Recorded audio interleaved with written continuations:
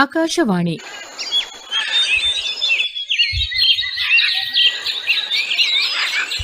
ಪಕ್ಷಿ ಪ್ರಪಂಚ ವಿಶೇಷ ಕಾರ್ಯಕ್ರಮ ಸರಣಿ ಪ್ರಸ್ತುತಪಡಿಸುತ್ತಾರೆ ಶ್ರೀನಿಧಿ ಹೆಬ್ಬಾರ್. ಎಲ್ಲರಿಗೂ ನಮಸ್ಕಾರ. ಪಕ್ಷಿ ಪ್ರಪಂಚ ಕಾರ್ಯಕ್ರಮಕ್ಕೆ ನಿಮ್ಮೆಲ್ಲರಿಗೂ ಆತ್ಮೀಯವಾದ ಸ್ವಾಗತ. ನಾನು ನಿಮ್ಮ ಪ್ರೀತಿಯ ಶ್ರೀನಿಧಿ ಹೆಬ್ಬಾರ್. ಇಂದು ಬಹಳ ವೈವಿಧ್ಯತೆಯಿಂದ ಕೂಡಿದಂತಹ ಒಂದು ವಿಶೇಷವಾದ ಪಕ್ಷಿಯ ಬಗ್ಗೆ ತಿಳಿದುಕೊಳ್ಳೋಣ. ಈ ಪಕ್ಷಿಯ ಹೆಸರು ಆಕಾಶಗುಬ್ಬಿ ಅಥವಾ ಅಂಬರಗುಬ್ಬಿ ಅಂತ ಕರೀತಾರೆ. ಇಂಗ್ಲೀಷ್ನಲ್ಲಿ ಇದಕ್ಕೆ ಕಾಮನ್ ಸ್ವಿಫ್ಟ್ ಅಂತ ಕರಿತೀವಿ. ನಾವೆಲ್ಲ ಯಾವುದನ್ನು ಕಾರು ಅಂತ ತಿಳ್ಕೊಂಡಿದ್ದೀವೋ ಆ ಕಾರಿನ ಮೂಲ ಹೆಸರಿನ ಪದ ಇಲ್ಲಿಂದ ಬಂದಿದೆ ಅಂತಂದರೆ ಖಂಡಿತ ತಪ್ಪಾಗಲ್ಲ. ಇದರ ಹೆಸರು ಕಾಮನ್ ಸ್ವಿಫ್ಟ್ ಅಥವಾ ಸ್ವಿಫ್ಟ್ ಅಂತ ಕರಿತೀವಿ. ಸಾದಾ ಆಕಾಶಗುಬ್ಬಿ ಅಥವಾ ಅಂಬರಗುಬ್ಬಿ. ಇದರ ವೈಜ್ಞಾನಿಕ ಹೆಸರು ಏಪಸ್ ಅಂತ ಎರಡು ಹೆಸರಿನಿಂದ ಕರಿತೀವಿ. ಈ ಏಪಸ್ ಅಥವಾ ಆಪಸ್ ಅನ್ನುವಂತಹ ಪದದ ಮೂಲ ಲ್ಯಾಟಿನ್ನಿಂದ ಬಂದಿದೆ ಅಂತ ಹೇಳಲಾಗುತ್ತೆ.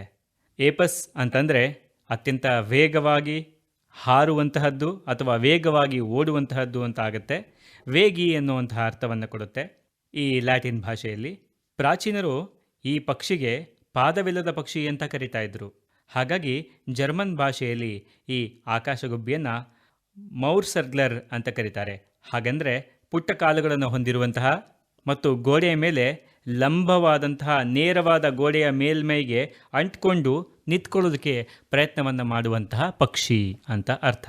ಹಾಗೆಂದರೆ ನಮ್ಮ ಮನೆಯ ಗೋಡೆಗೆ ನೇರವಾಗಿರುವಂತಹ 90 ಡಿಗ್ರಿಯ ಗೋಡೆಗೆ ನೇರವಾಗಿ ಅಂಟಿ ನಿಂತ್ಕೊಳ್ಳೋದಕ್ಕೆ ನಮ್ಗೆ ಹೇಗೆ ಸಾಧ್ಯ ಇಲ್ವೋ, ಆದರೆ ಅದರ ಸಣ್ಣ ಪುಟ್ಟ ಕಾಲುಗಳ ಉಪಯೋಗದಿಂದ ಕಾಲನ್ನು ಗೋಡೆಗೆ ಅಂಟಿಸಿ ನಿಂತ್ಕೊಳ್ಳುವಂತಹ ಶಕ್ತಿ ಈ ಪಕ್ಷಿಗೆ ಇದೆ ಅನ್ನೋದು ಇದರ ಅರ್ಥವಾಗುತ್ತೆ. ಇದರ ಆಕಾರ ಮತ್ತು ಬಣ್ಣ ನೋಡೋದಕ್ಕೆ ನಮ್ಮ ಬುಲ್ಬುಲ್ ಅಥವಾ ಪಿಕಳಾರ ಪಕ್ಷಿಯ ಗಾತ್ರದ ಹಕ್ಕಿ. ಮೈಯೆಲ್ಲ ಕಂದುಗೆಪ್ಪು ಬಣ್ಣವನ್ನು ಹೊಂದಿರುತ್ತೆ. ದೇಹಕ್ಕಿಂತ ಸ್ವಲ್ಪ ವಿಸ್ತಾರವಾಗಿರುವಂತಹ ಅಗಲವಾದ ರೆಕ್ಕೆಗಳನ್ನು ಹೊಂದಿರುತ್ತೆ.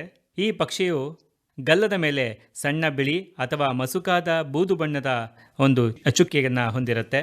ಮೈಯೆಲ್ಲ ಕಪ್ಪು ಮಿಶ್ರಿತ ಕಂದು ಬಣ್ಣ ಹೊಂದಿರೋದ್ರಿಂದ ಇದನ್ನು ದೂರದಿಂದ ಹಾರುವಾಗ ಗುರುತಿಸೋದು ಸ್ವಲ್ಪ ಕಷ್ಟ. ಸಣ್ಣವಾಗಿ ಕವಲೊಡೆದಿರುವಂತಹ ಬಾಲ, ಅರ್ಧ ಚಂದ್ರಾಕಾರವನ್ನು ಹೋಲುವಂತಹ ರೆಕ್ಕೆಯನ್ನು ಹೊಂದಿರುತ್ತೆ.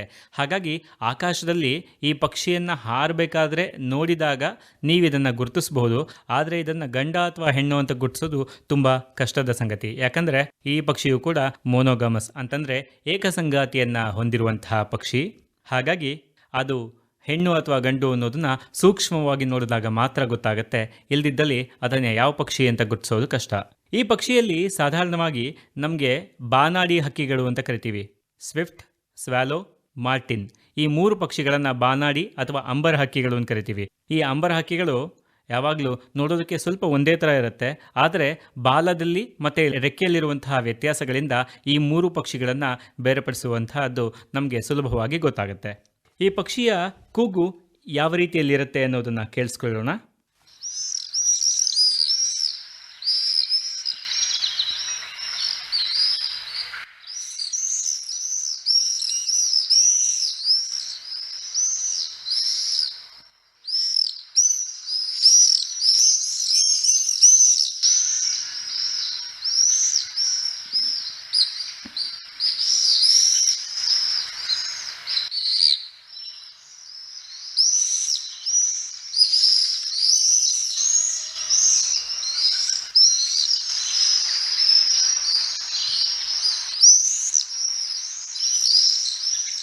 ಕೇಳಿದ್ರಲ್ಲ, ಸಣ್ಣದಾಗಿರುವಂತಹ ಕೀರಲು ಧ್ವನಿಯ ಕೀ ಎಂಬ ಶಬ್ದವನ್ನು ಗಂಡು ಮತ್ತು ಹೆಣ್ಣು ಪಕ್ಷಿಗಳ ಎರಡೂ ಕೂಡ ಸ್ವಾಭಾವಿಕವಾಗಿ ಒಂದೇ ರೀತಿಯಲ್ಲಿ ಹೊರಡಿಸುತ್ತೆ.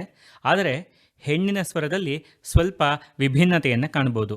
ಈಗ ನೀವು ಕೇಳಿದಂತಹ ಒಂದು ಧ್ವನಿಮುದ್ರಣದಲ್ಲಿ ಹಿನ್ನೆಲೆಯಲ್ಲಿ ಕೂಗ್ತಾ ಇರುವಂತಹ ಒಂದು ಪಕ್ಷಿ ಗಂಡು ಹತ್ತಿರದಲ್ಲಿ ಬಂದು ಹಾರ್ತಾ ಕೂಗ್ತಾ ಇದೆ.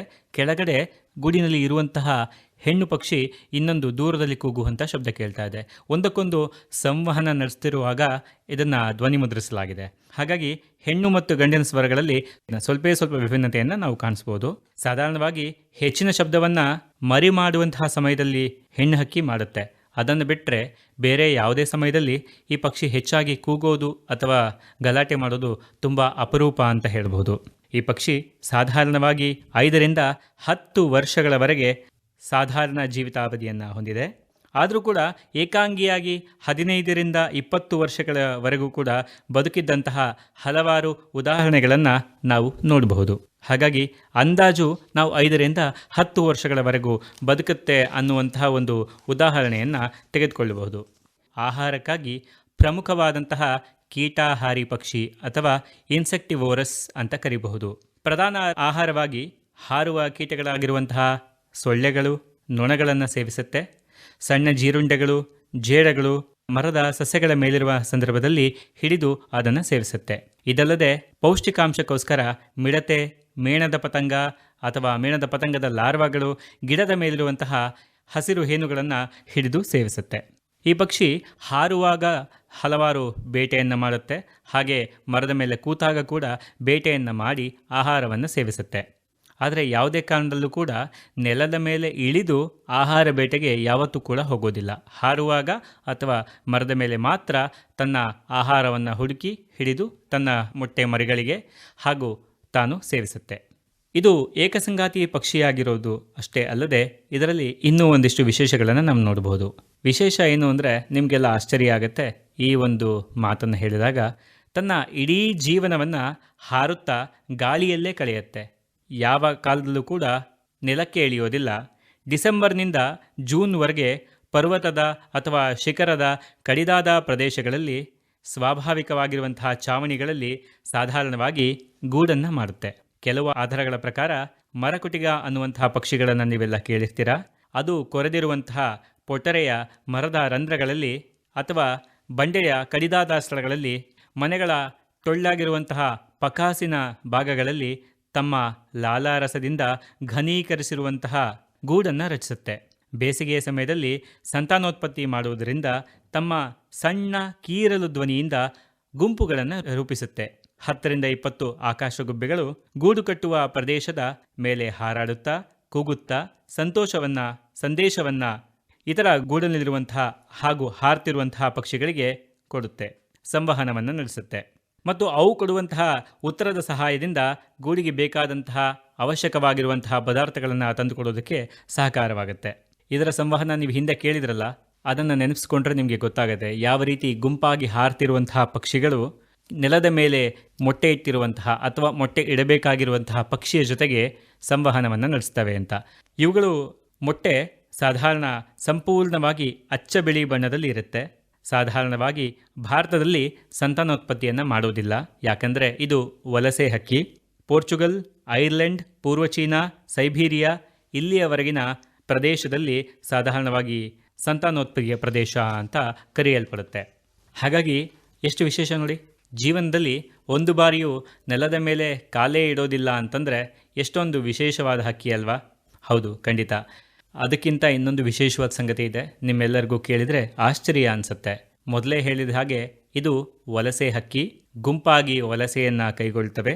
ಈ ವಲಸೆ ಹಕ್ಕಿ ಒಂದು ಸುತ್ತು ಪ್ರಯಾಣ ಅಂದರೆ ರೌಂಡ್ ಟ್ರಿಪ್ ಅಂತ ಏನು ಕರಿತೀವಿ, ಒಂದು ಸರಿ ಹೋಗಿ ಬರುವಂತಹ ಪ್ರಯಾಣದಲ್ಲಿ ಕ್ರಮಿಸುವಂತಹ ದೂರವನ್ನು ನೀವು ತಿಳ್ಕೊಂಡ್ರೆ ನಿಮ್ಮೆಲ್ಲರಿಗೂ ಆಶ್ಚರ್ಯಚಕಿತರಾಗ್ತೀರಾ ಅಂದರೆ ಖಂಡಿತ ತಪ್ಪಾಗಲ್ಲ.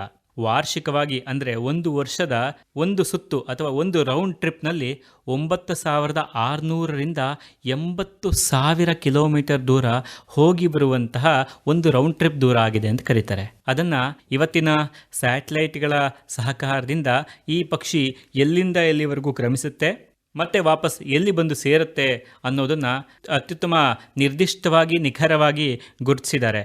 ಹಾಗಾಗಿ ಯೋಚನೆ ಮಾಡಿ, ಒಂದು ಪಕ್ಷಿ 9,600 ಕಿಲೋಮೀಟರ್ನಿಂದ 80,000 ಕಿಲೋಮೀಟರ್ವರೆಗೂ ತನ್ನ ಪ್ರದೇಶವನ್ನು ವಿಸ್ತರಿಸಿ ವಲಸೆಯನ್ನು ಮಾಡುತ್ತೆ ಅಂದರೆ ಅದರ ಶಕ್ತಿಯ ಬಗ್ಗೆ ನಿಜವಾಗ್ಲೂ ನಾವೆಲ್ಲ ಆಶ್ಚರ್ಯ ಪಡಬೇಕಲ್ವಾ? ನಿಮಗೆ ಎಲ್ಲ ಪ್ರಶ್ನೆ ಬಂದಿರಬಹುದು, ಈ ಪಕ್ಷಿಗೆ ಆಯಾಸ ಆಗೋದಿಲ್ವಾ?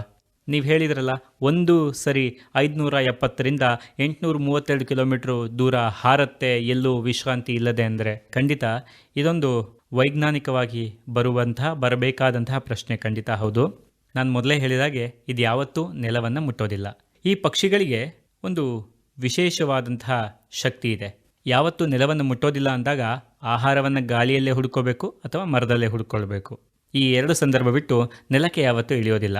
ಹಾಗಾಗಿರುವಂತಹ ಕಾರಣದಿಂದಲೇ ಅದರ ಕಾಲುಗಳು ಉಪಯೋಗಿಸೋದನ್ನ ಕಮ್ಮಿ ಮಾಡ್ತಾ ಬಂದ ಹಾಗೆ ಅದರ ಕಾಲುಗಳು ಕಾಲಕ್ರಮೇಣ ಸಣ್ಣದಾಗಿವೆ ಅಂತ ಹೇಳ್ಬೋದು. ಇದಕ್ಕೆ ಸುಮಾರು 500ರಿಂದ 600 ಮಿಲಿಯನ್ ವರ್ಷಗಳ ತೆಗೆದುಕೊಂಡಿರ್ಬೋದು. ಆದರೆ ಅದು ಉಪಯೋಗಿಸೋದನ್ನು ಕಮ್ಮಿ ಮಾಡ್ತಾ ಬಂದಿರೋದ್ರಿಂದ ಕಾಲುಗಳು ಕೂಡ ಉಪಯೋಗ ಕಮ್ಮಿ ಆಗಿದೆ ಅಂತ ಹೇಳೋದಕ್ಕೆ ಸಾಧ್ಯ ಆಗುತ್ತೆ. ಈ ಪಕ್ಷಿ ಹಾರುವಾಗ ನಮಗೆಲ್ಲ ಹೇಗೆ ಆಯಾಸ ಆಗುತ್ತೆ, ಅದಕ್ಕೂ ಕೂಡ ಆಯಾಸ ಆಗುತ್ತೆ. ಅದೇ ಥರ ಹಾರುವಾಗ ಅವಕ್ಕೆ ಆಯಾಸ ಆಯಿತು ಅಂದರೆ ಒಂದು ಕೆಲಸವನ್ನು ಮಾಡುತ್ತೆ. ಈ ಪಕ್ಷಿಗಳಲ್ಲಿ, ಅದರಲ್ಲೂ ಈ ಆಕಾಶಗೊಬ್ಬಿ ಅಥವಾ ಬೇರೆ ಪಕ್ಷಿಗಳು ಯಾವ ರೀತಿಯ ಮೆದುಳು ರಚನೆ ಇರುತ್ತೆ ಅಂದರೆ, ಅವುಗಳಲ್ಲಿ ಆಯಾ ಮೆದುಳು ಅದೇ ಭಾಗದ ಕೆಲಸವನ್ನು ಮಾಡುತ್ತೆ. ಉದಾಹರಣೆಗೆ ಬಲಗಡೆ ಭಾಗದ ದೇಹದ ಭಾಗಗಳಿಗೋಸ್ಕರನೇ ಕೆಲಸ ಮಾಡುತ್ತೆ, ಎಡಗಡೆ ಭಾಗದಕ್ಕೋಸ್ಕರನೇ ಕೆಲಸ ಮಾಡುತ್ತೆ. ಹಾಗಾಗಿ ಮಧ್ಯದಲ್ಲಿ ಯಾವುದೇ ಹಿಂದೆ ಕುತ್ತಿಗೆ ತಿರುಗದೇ ಇರೋದು ಅಥವಾ ಇನ್ನೇನು ಆಗದೇ ಇರೋದ್ರಿಂದ ನೇರವಾಗಿ ಆಯಾ ಭಾಗದ ಕೆಲಸಗಳನ್ನು ಆಯಾ ಇಂದ್ರಿಯಗಳು ಆಯಾ ಮೆದುಳಿನ ಭಾಗ ನಿರ್ವಹಿಸೋದ್ರಿಂದ ಇವುಗಳಿಗೆ ಒಂದು ಅನುಕೂಲ ಇದೆ ಅಂತ ಹೇಳ್ಬೋದು. ಯಾವ ರೀತಿಯ ಅನುಕೂಲ ಅಂದರೆ, ಹಾರುವಾಗ ಆಯಾಸ ಆಯಿತು, ನಿದ್ದೆ ಬರ್ತಾ ಇದೆ ಅಂತಂದಾಗ ಎಡಗಡೆ ಭಾಗ ತುಂಬ ಆಯಾಸ ಆಗಿದೆ, ರೆಕ್ಕೆ ಬಡುದು ಅಂತಂದರೆ ಎಡಭಾಗದ ಮೆದುಳನ್ನು ಸ್ವಿಚ್ ಆಫ್ ಮಾಡ್ಕೊಳ್ಳುತ್ತೆ, ಎಡಭಾಗದ ಕಣ್ಣನ್ನು ಮುಚ್ಚಿ ಎಡಭಾಗ ಸಂಪೂರ್ಣವಾಗಿ ನಿದ್ರೆಗೆ ಜಾರುತ್ತೆ. ಆದರೆ ನಿಮಗೆಲ್ಲ ಗೊತ್ತಿರಲಿ, ಬಲಗಡೆ ಭಾಗ ಹೆಲಿಕಾಪ್ಟರ್ ಅಥವಾ ವಿಮಾನದಲ್ಲಿ 2 ಇಂಜಿನ್ ಹೇಗಿರುತ್ತೆ, ಒಂದು ಇಂಜಿನ್ನ ಆಫ್ ಮಾಡಿ ಇನ್ನೊಂದರಲ್ಲಿ ಮುಂದುವರಿಯುವಂತೆ ಇದು ಕೂಡ ಅದೇ ಕೆಲಸವನ್ನು ಮಾಡುತ್ತೆ. ತನ್ನ ಬಲಭಾಗವನ್ನು ಸ್ಥಿರವಾಗಿ ಮುಂದುವರಿಸ್ಕೊಂಡು ಹೋಗ್ತಾ ಇರುತ್ತೆ. ಯಾವಾಗ ಬಲಭಾಗಕ್ಕೆ ಆಯಾಸ ಆಗುತ್ತೆ, ಎಡಭಾಗವನ್ನು ಮತ್ತೆ ಶುರು ಮಾಡಿ ಎಡಭಾಗದ ಕೆಲಸ ಶುರುವಾಗಿ ಬಲಭಾಗವನ್ನು ಆರಿಸಿ ಅದು ವಿಶ್ರಾಂತಿ ತೆಗೆದುಕೊಳ್ಳುತ್ತೆ. ಈ ಥರ ಆನ್ ಆ್ಯಂಡ್ ಆಫ್ ಮಾಡುವಂತಹ ಶಕ್ತಿ ನಮ್ಮ ಪಕ್ಷಿಗಳಿಗೆ ನಾವು ವಿಜ್ಞಾನವನ್ನು ಅರ್ಥಕೊಳ್ಳೋದಕ್ಕಿಂತ ಮುಂಚಿಂದನೂ ಇದೆ ಅಂದರೆ ಖಂಡಿತ ಎಂಥ ಒಂದು ವಿಸ್ಮಯ ಅಲ್ವಾ. ಈ ಥರದ ಒಂದು ವಿಶೇಷವಾದ ಶಕ್ತಿ ನಮ್ಮ ಈ ಆಕಾಶಗುಬ್ಬಿ ಪಕ್ಷಿಗಿದೆ. ಹಾಗಿದ್ರೆ ಪಾರ್ಷಿಯಲ್ ಸ್ಲೀಪ್ ಅಂತ ಕರಿತೀವಿ, ಅಂದರೆ ಅರ್ಧ ನಿದ್ದೆ ಅಂತ. ಸಂಪೂರ್ಣವಾಗಿ ಜಾಗೃತವಾಗಿ ನಾವಿರ್ತೀವಿ. ಪಕ್ಷಿಗಳು ಸಂಪೂರ್ಣವಾಗಿ ನಮ್ಮ ರೀತಿಯಲ್ಲಿ ನಿದ್ದೆ ಮಾಡೋದಿಲ್ಲ. ಮರದ ಮೇಲೆ ಕೂತಾಗ ನಿದ್ದೆ ಮಾಡ್ಬೋದು, ಆದರೆ ಈ ಪಕ್ಷಿಯ ಮಟ್ಟಿಗೆ ಅದು ಯಾವುದೇ ಕಾರಣಕ್ಕೂ ಸಂಪೂರ್ಣವಾದ ನಿದ್ರಾವಸ್ಥೆಗೆ ಜಾರೋದಿಲ್ಲ. ಯಾವಾಗಲೂ ಪಾರ್ಷಿಯಲ್ ಸ್ಲೀಪ್ನಲ್ಲೇ ಇರುತ್ತೆ. ಅರ್ಧ ಭಾಗದ ನಿದ್ದೆ, ಅರ್ಧ ಭಾಗ ಇಂದ್ರಿಯ ಎಚ್ಚರವಾಗಿರುವಂತಹ ಕೆಲಸವನ್ನು ಮೆದುಳು ಸಾರ್ವಕಾಲಿಕವಾಗಿ ನೆರವೇರಿಸ್ತಾ ಹೋಗ್ತಾ ಇರುತ್ತೆ. ಇನ್ನೊಂದು ವಿಶೇಷವಾದ ಸಂಗತಿ ಅಂದರೆ, ಒಂದು ದಿವಸಕ್ಕೆ 570ರಿಂದ 830 ಅಥವಾ 832 ಕಿಲೋಮೀಟರ್ ದೂರ ಹಾರಬೇಕಾದ್ರೆ ಬಾಯಾರಿಕೆ ಆಗೋದಿಲ್ವಾ?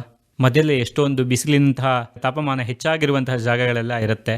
ಅಂತಹ ಸ್ಥಳದಲ್ಲಿ ಹಾರಬೇಕಾದ್ರೂ ಕೂಡ ಬಾಯಾರಿಕೆ ಆಗಬೇಕಲ್ವಾ, ನೀರು ಕುಡಿಬೇಕು ಅನ್ಸುತ್ತಲ್ವಾ, ಅದಕ್ಕಾದರೂ ಕೆಳಗಿಳಿಬೇಕಲ್ವಾ ಅಂತ ನಿಮ್ಮ ಪ್ರಶ್ನೆ ಬಂದರೆ ಅದಕ್ಕೂ ಒಂದು ಉದಾಹರಣೆ ಇದೆ ಪಕ್ಷಿಗಳಲ್ಲಿ. ಎಷ್ಟು ವಿಶೇಷ ಅಂದರೆ, ನಮ್ಮ ದೇಹ, ಪಕ್ಷಿಗಳ ದೇಹ ಎರಡೂ ಸ್ವಲ್ಪ ವಿಭಿನ್ನವಾಗಿದೆ. ಹಾಗಾಗಿ ನಮ್ಮ ದೇಹದಲ್ಲಿ ಅನೇಕ ಗ್ರಂಥಿಗಳನ್ನು ನಾವು ನೋಡ್ಬೋದು. ಆ ಗ್ರಂಥಿಗಳಲ್ಲಿ ನಮಗೆ ಹೊರಗಡೆ ತಾಪಮಾನ ಜಾಸ್ತಿ ಆಯಿತು ಅಂದಾಗ ದೇಹದ ಗ್ರಂಥಿಗಳಿಂದ ನೀರು ಹೊರಗಡೆ ಹೊರಟು ಹೋಗುತ್ತೆ. ಆದರೆ ಈ ಪಕ್ಷಿಗಳಲ್ಲಿ ಆ ಥರ ಆಗೋದಿಲ್ಲ. ಪಕ್ಷಿಗಳಲ್ಲಿ ಬೆವರಿನ ಗ್ರಂಥಿಗಳೇ ಇರೋದಿಲ್ಲ. ಹಾಗಾಗಿ ಎಲ್ಲಿ ಪ್ರಯಾಣ ಹೊರಡೋದಕ್ಕಿಂತ ಮುಂಚೆ ನೀರು ಚೆನ್ನಾಗಿ ಸಿಗುವಂತಹ ಸ್ಥಳ ಇರುತ್ತೆ, ಅಲ್ಲಿ ಚೆನ್ನಾಗಿ ನೀರನ್ನು ಹೊಟ್ಟೆ ತುಂಬ ಕುಡಿದು ಹೊರಡ್ತವೆ. ಹೊರಟ ನಂತರ ಮಧ್ಯದಲ್ಲಿ ಬಾಯಾರಿಕೆ ಆಯಿತು ಅಂದರೆ ಹೊಟ್ಟೆಯಲ್ಲಿರುವಂಥ ನೀರನ್ನೇ ಮತ್ತೆ ರೀಸೈಕಲ್ ಅಂತ ಕರಿತೀವಲ್ಲ, ಮತ್ತೆ ಮರುಬಳಕೆಯನ್ನು ಮಾಡಿ ಬಾಯಾರಿಕೆಯನ್ನು ತಣಿಸ್ಕೊಳ್ಳುತ್ತೆ. ಈ ರೀತಿ ಅದು ಎಷ್ಟು ದೂರ ಸಾಗಿದ್ರೂ ಕೂಡ ಆ ನೀರನ್ನು ಪಕ್ಷಿಯೇ ಬಲವಂತವಾಗಿ ಹೊರಹಾಕಬೇಕು, ಬಿಟ್ಟರೆ ಅದು ಇತರೆ ಇಂದ್ರಿಯ ಅಥವಾ ಬೆವರಿನ ಗ್ರಂಥಿಗಳ ಮುಖಾಂತರ ಹೊರಹೋಗೋದಿಲ್ಲ. ಇನ್ನು ವಲಸೆ ಅಲ್ಲದೇ ಇರುವಂತಹ ಸಂದರ್ಭದಲ್ಲಿ ಪಕ್ಷಿ ಹಾರ್ತಾ ಇರುತ್ತೆ. ಅವಕ್ಕೆ ಹಾರ್ತಾ ಆಹಾರವನ್ನು ಸಂಗ್ರಹಿಸುತ್ತೆ, ತಿನ್ನುತ್ತೆ, ಕುಡಿಯುತ್ತೆ, ಎಲ್ಲ ಮಾಡುತ್ತೆ. ಅದಾದ ನಂತರ ನಿದ್ದೆ ಮಾಡಬೇಕು ಅಂತಂದಾಗ ನಮ್ಮ ಖಗೋಳದಲ್ಲಿ ಭೂಮಿಯಿಂದ ಸುಮಾರು ದೂರದಲ್ಲಿ ಈಗ ನೀವು ಒಂದು ಸುಂಟ್ರಗಾಳಿಯನ್ನು ನೋಡ್ಬೋದು. ಸುಂಟ್ರಗಾಳಿ ಜೋರಾಗಿ ತಿರುಗ್ತಾ ಇರುತ್ತೆ, ಕೆಳಗಡೆ ಇರುವಂತಹ ಎಲ್ಲ ವಸ್ತುಗಳನ್ನು ಅಲ್ಲಾಡಿಸ್ತಾ ಇರುತ್ತೆ. ಆದರೆ ಅದರ ಮೇಲ್ಭಾಗದಲ್ಲಿ ತುದಿ ಏನು ಕಾಣ್ತಿರುತ್ತಲ್ಲ, ಅಲ್ಲಿ ತುಂಬ ಶಾಂತವಾಗಿರುತ್ತೆ. ಈ ಪಕ್ಷಿಗಳು ಮಾಡುವಂತಹ ಕೆಲಸವೂ ಕೂಡ ಹಾಗೆ. ಗಾಳಿಯ ಮೇಲಿನ ವಲಯಕ್ಕೆ ಹೋಗಿ ಅಲ್ಲಿ ಗಾಳಿ ಕೆಳಗಡೆ ಇರೋದ್ರಿಂದ ಆ ಗಾಳಿಯ ಮೇಲಿನ ವಲಯದಲ್ಲಿ ಹಾಯಾಗಿ ನಿಂತಲ್ಲೇ ನಿಂತು ಎರಡೂ ರೆಕ್ಕೆಗಳನ್ನು ಬಿಚ್ಚಿ ನಿದ್ದೆ ಮಾಡುವಂತಹ ಶಕ್ತಿಯನ್ನು ಈ ನಮ್ಮ ಆಕಾಶಗುಬ್ಬಿ, ಅಂಬರಗುಬ್ಬಿ ಅಂತ ಕರಿತೀವಲ್ಲ, ಈ ಪಕ್ಷಿ ಪಡೆದುಕೊಂಡಿದೆ. ಹಾಗಾಗಿ ವಿಶೇಷವಾಗಿ ಬೇರೆಲ್ಲ ಪಕ್ಷಿಗಳು ಕೂತು ನಿದ್ದೆ ಮಾಡಿದರೆ ಇವು ಹಾರ್ತಾನೆ ನಿದ್ದೆ ಮಾಡುವಂತಹ ಶಕ್ತಿಯನ್ನು, ವಿಜ್ಞಾನಕ್ಕೆ ನಮ್ಮೆಲ್ಲರಿಗೂ ಕಣ್ತೆರೆಸುವಂತಹ ಕೆಲಸವನ್ನು ಈ ಪಕ್ಷಿ ಮಾಡುತ್ತೆ ಅಂದರೆ ಖಂಡಿತ ತಪ್ಪಾಗಲ್ಲ. ವಿಶೇಷವಾದ ಸಂಗತಿಗಳು ಅಂದರೆ, ಆಫ್ರಿಕಾದಲ್ಲಿ ಕಾಂಗೋ ಪ್ರದೇಶದಲ್ಲಿ ಚಳಿಗಾಲದ 3 ತಿಂಗಳಲ್ಲಿ ಮೊಟ್ಟೆ ಇಟ್ಟು ಮರಿ ಮಾಡುತ್ತೆ. ನಂತರ ಹಾರುತ್ತಾ ಟರ್ಕಿ, ಲೆಬನಾನ್ ಪರ್ವತಗಳು, ಇಸ್ರೇಲ್ ಹಾಗೂ ಪೂರ್ವ ಮೆಡಿಟೇರಿನಿಯನ್ ಪ್ರದೇಶಗಳಲ್ಲಿ ನದಿಗಳು, ಸರೋವರ ಭಾಗಗಳಲ್ಲಿ ಹಾರ್ತಾ ಆಹಾರಗಳನ್ನು ಪಡೆದುಕೊಂಡು ಕೆಲವು ಗುಂಪುಗಳು ಅಟ್ಲಾಂಟಿಕ್ ಕರಾವಳಿಯ ಮೂಲಕ, ಇನ್ನೂ ಕೆಲವು ಗುಂಪುಗಳು ಸಹರಾ ಮರುಭೂಮಿಯನ್ನು ದಾಟಿ ತಮ್ಮ ನಿರ್ಧರಿಸಿರುವಂತಹ ಸ್ಥಳಕ್ಕೆ ತಲುಪುತ್ತೆ. ಜಗತ್ನಲ್ಲಿ ಯಾವ್ದಾದ್ರು ಅತ್ಯಂತ ನರಕ ಸದೃಶವಾದಂತಹ ಸ್ಥಳಗಳು ಅಂದರೆ ಅದನ್ನು ಮರುಭೂಮಿ ಅಂತ ಕರಿಬೋದು. ಯಾವತ್ತಾರು ಒಂದು ದಿವಸ ಮರಳಿನ ದಿನ್ನೆಯಲ್ಲಿ ಕೆಲವು ಗಂಟೆಗಳ ಕಾಲ ಬಿಸಿಲಲ್ಲಿ ನಡೆದರೆ ನಮಗೆ ಇದರ ಅನುಭವ ತುಂಬ ಚೆನ್ನಾಗಿ ಬರುತ್ತೆ. ನೆಲವನ್ನು ಮುಟ್ಟದೇ ಇರುವಂತಹ ಪಕ್ಷಿ ಹಾರುವಾಗಲೇ ಆಹಾರ ಸೇವಿಸ್ತಾ, ಹಾರುವಾಗಲೇ ನಿದ್ದೆ ಮಾಡುತ್ತಾ ತಾನು ಅಂದ್ಕೊಂಡಿರುವಂತಹ ಸ್ಥಳವನ್ನು ತಲುಪತ್ತೆ. ಎಷ್ಟು ವಿಶೇಷವಾದಂತಹ ಶಕ್ತಿಯನ್ನು ಪಡ್ಕೊಂಡಿದೆ ಅಲ್ವಾ ಈ ಪಕ್ಷಿ. ಹಾರುವಾಗಲೇ ಎಲ್ಲ ಕೆಲಸಗಳನ್ನು ಮಾಡುವಂತಹ ಪಕ್ಷಿಯನ್ನು ನೀವು ನಿಮ್ಮ ಮನೆಯ ಬಳಿಯಲ್ಲಿ ಗುರುತಿಸಬಹುದು. ಇದಕ್ಕೆ ಹಾರುವಾಗ ಹಿಂಬದಿಯ ಬಾಲ ಬಾಣದ ಆಕಾರದಲ್ಲಿರುತ್ತೆ, ರೆಕ್ಕೆಗಳು ಚಂದ್ರಾಕಾರದಲ್ಲಿರುತ್ತೆ. ಇದನ್ನು ನೋಡಿ ಸಂಪೂರ್ಣ ಕಪ್ಪು ಬಣ್ಣದಲ್ಲಿರುತ್ತೆ. ಕೆಲವು ಬಾರಿ ಹಳೆಯ ಮಣ್ಣಿನ ಮನೆಗಳಲ್ಲಿ ಪಕಾಸಿನ ಭಾಗದಲ್ಲೂ ಕೂಡ ಗೂಡನ್ನು ಮಾಡುತ್ತೆ. ಆಗ ನೀವು ಇದನ್ನು ನೋಡುವಾಗ ಸಂಪೂರ್ಣವಾಗಿ ಗುರುತಿಸೋದಕ್ಕೆ ಸಾಧ್ಯ ಆಗುತ್ತೆ. ಇನ್ನೂ ವಿಶೇಷವಾದ ಸಂಗತಿ ಅಂತಂದರೆ, ಈ ಪಕ್ಷಿ ತನ್ನ ಗೂಡನ್ನು ಮಾಡುತ್ತಲ್ಲ, ಆ ಗೂಡನ್ನು ಸಂಪೂರ್ಣವಾಗಿ ತನ್ನ ಬಾಯಿಂದ ಬರುವಂತಹ ಲಾಲಾರಸದಿಂದ ಅದನ್ನು ಗಟ್ಟಿ ಮಾಡಿ ಘನೀಕರಿಸಿ ಅಂತ ಕರಿತೀವಲ್ಲ, ಆ ಥರ ಘನೀಕರಣವನ್ನು ಮಾಡಿ ಆ ಗೂಡನ್ನು ತಯಾರಿಸುತ್ತೆ. ಆದಿವಾಸಿಗಳು ಇದರ ಗೂಡು ಬಿಟ್ಟು ಹೋದ ನಂತರ ಅದರ ಮೇಲಿರುವಂತಹ ಘನೀಕರಿಸಿರುವಂತಹ ಜೊಲ್ಲನ್ನು ತೆಗೆದುಕೊಂಡು ಬಂದು ಪೌಷ್ಟಿಕಾಂಶ ಆಹಾರವಾಗಿ ಮಾರಾಟವನ್ನು ಮಾಡ್ತಾರೆ. ಇವತ್ತಿಗೂ ಕೂಡ ಯುರೋಪಿಯನ್ ದೇಶಗಳಲ್ಲಿ 100 ಗ್ರಾಮ್ಗೆ 20,000ಕ್ಕಿಂತಲೂ ಹೆಚ್ಚು ಬೆಲೆ ಕೊಟ್ಟು ಇದನ್ನು ಕೊಂಡ್ಕೊಳ್ಳೋರಿದ್ದಾರೆ. ಅಷ್ಟು ಪ್ರಮಾಣದ ಪೌಷ್ಟಿಕಾಂಶವನ್ನು ಹೊಂದಿರುತ್ತೆ ಅಂತ ಈ ಎಲ್ಲ ಜನರು ಇದನ್ನು ನಂಬ್ತಾರೆ, ಸೇವಿಸ್ತಾರೆ, ತಮ್ಮ ಮಕ್ಕಳಿಗೂ ಕೂಡ ಕೊಡ್ತಾರೆ. ಈ ಥರ ಒಂದು ವಿಶೇಷವಾದ ಪಕ್ಷಿಯನ್ನು ನಾವೆಲ್ಲ ನೋಡಿದ್ವಿ, ತಿಳ್ಕೊಂಡ್ವಿ ಅಂತ ಅಂದ್ಕೊಳ್ತೀನಿ. ಯಾಕಂದರೆ ಈ ಪಕ್ಷಿಯಲ್ಲಿ ನಮಗೆ ತಿಳ್ಕೊಬೇಕಾದ್ದು ಹಲವಾರು ವಿಚಾರಗಳಿದೆ. ಹಾಗಾಗಿ ನೀವು ಯಾವತ್ತಾದರೂ ಮನೆ ಹತ್ರ ಹಾರುವಾಗ ಈ ಪಕ್ಷಿಯನ್ನು ಗುರುತಿಸಿದ್ರೆ ನಿಮ್ಮ ಮಕ್ಕಳಿಗೂ ಇದನ್ನು ಖಂಡಿತ ತೋರಿಸಿ. ಹಾಗೆ ಅದಷ್ಟೇ ಅಲ್ಲದೆ ಅದನ್ನು ಗುರುತಿಸಿ ಅದರ ಜೀವನ ಶೈಲಿಯನ್ನು ನಿಮ್ಮ ಮಕ್ಕಳಿಗೂ ಪರಿಚಯ ಮಾಡಿಕೊಡಿ. ಎಂತಹ ಒಂದು ವಿಶೇಷವಾದ ಪಕ್ಷಿಯನ್ನು ತಿಳ್ಕೊಂಡ್ವಿ ಅಲ್ವಾ. ಎಲ್ಲರಿಗೂ ಈ ಪಕ್ಷಿಯ ಬಗ್ಗೆ ತಿಳಿಸ್ತಾ ಇಂದಿನ ಪಕ್ಷಿ ಪ್ರಪಂಚ ಕಾರ್ಯಕ್ರಮದ ಸಂಚಿಕೆಯನ್ನು ಮುಗಿಸ್ತಾ ಇದ್ದೇನೆ. ಧನ್ಯವಾದಗಳು.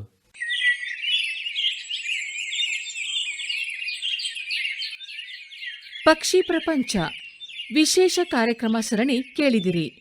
ಪ್ರಸ್ತುತಪಡಿಸಿದವರು ಶ್ರೀನಿಧಿ ಹೆಬ್ಬಾರ್. ಕಾರ್ಯಕ್ರಮದ ನಿರ್ವಹಣೆ ಎಸ್ಆರ್ ಭಟ್. ಸಹಕಾರ ವತ್ಸಲ, ಅಶ್ವಿನಿ.